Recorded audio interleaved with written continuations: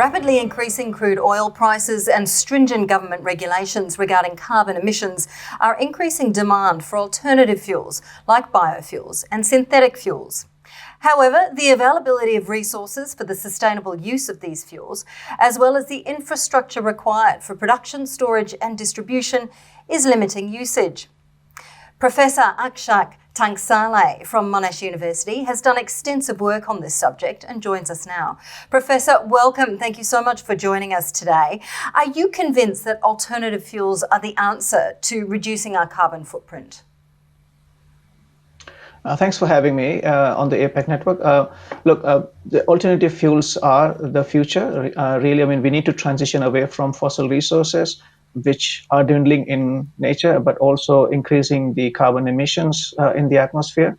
So alternative fuels, which are derived from either biological sources or directly from carbon dioxide conversion, as more recent research is showing, will definitely reduce the carbon emissions to the atmosphere.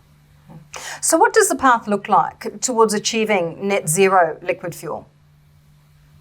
So net zero can mean two things. One, we can obviously reduce the carbon emissions in the first place by replacing the fossil resources into more renewable feedstock, and also try and capture carbon dioxide from the atmosphere and either converting that into some products or burying them underground, which is called as sequestration, so that that carbon is removed from the atmosphere. So the net part comes from both capture and utilization and also reduction in the emissions. So let's talk about the various options that we have here. Now, you've just developed a method to convert carbon dioxide into a diesel range fuel.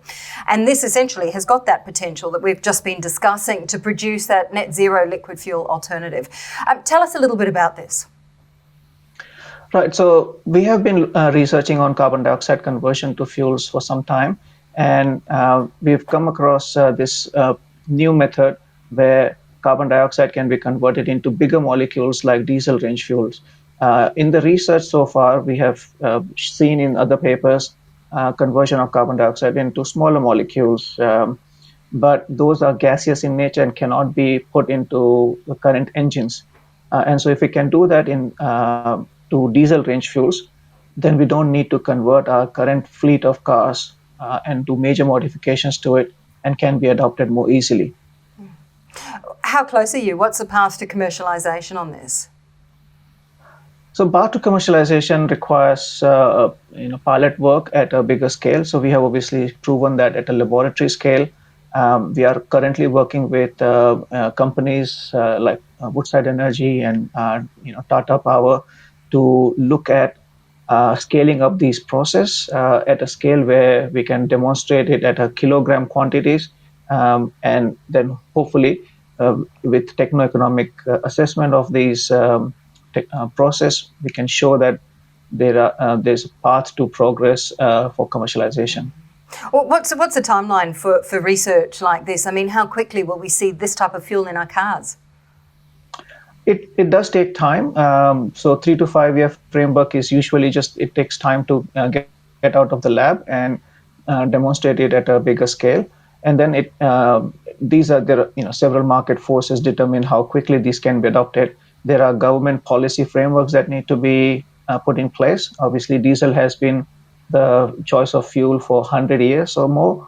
And to transition away from it, we need to make a fuel that is very much like diesel. If the properties are even slightly different, they may not work very well in the current diesel engines. We've seen how biodiesel came and then did not succeed because of the public perception of causing damage to the engines or having different properties to diesel, which does not allow it to be applicable in range of climate conditions we have across the world.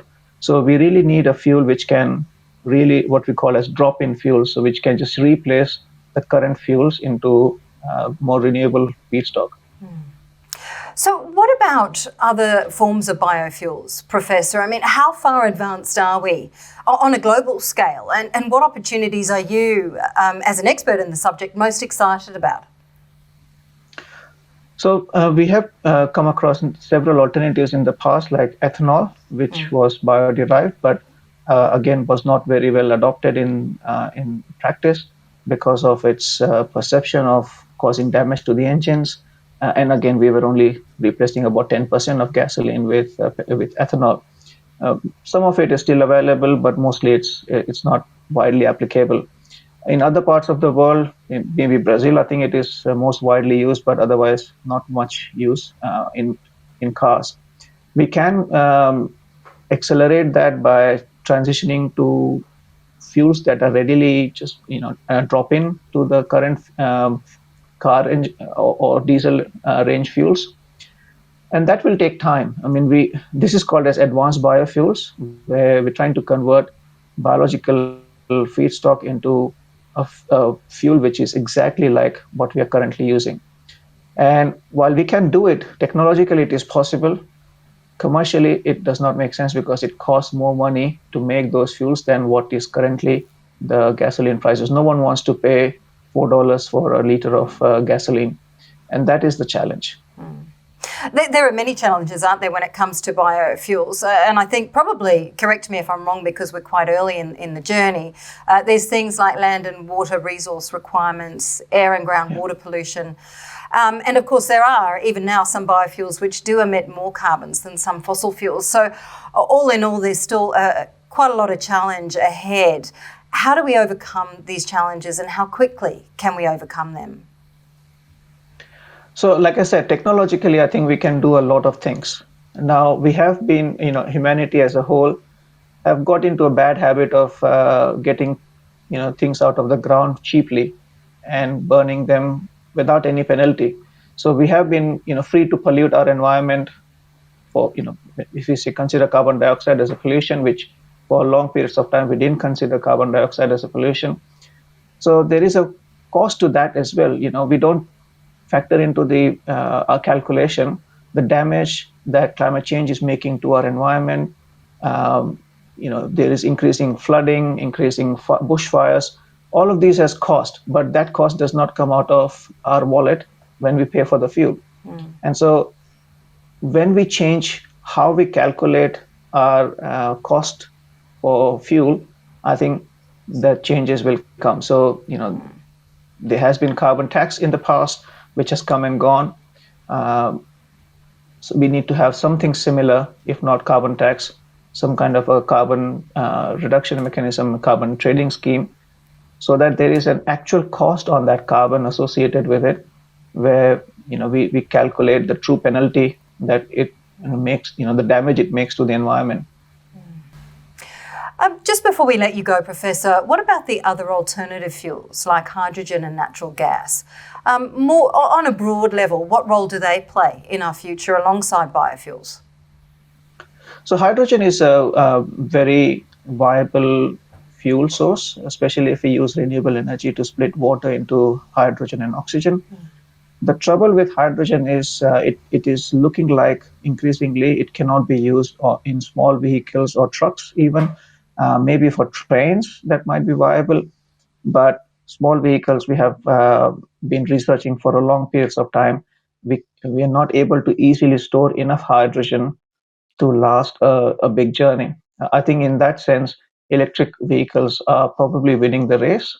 But in the long run, when it is, if you talk about shipping or if you talk about long distance trains, I think hydrogen increasingly becomes more viable option. So certainly with renewable energy, and Australia has a big role to play here because we have so much sunshine.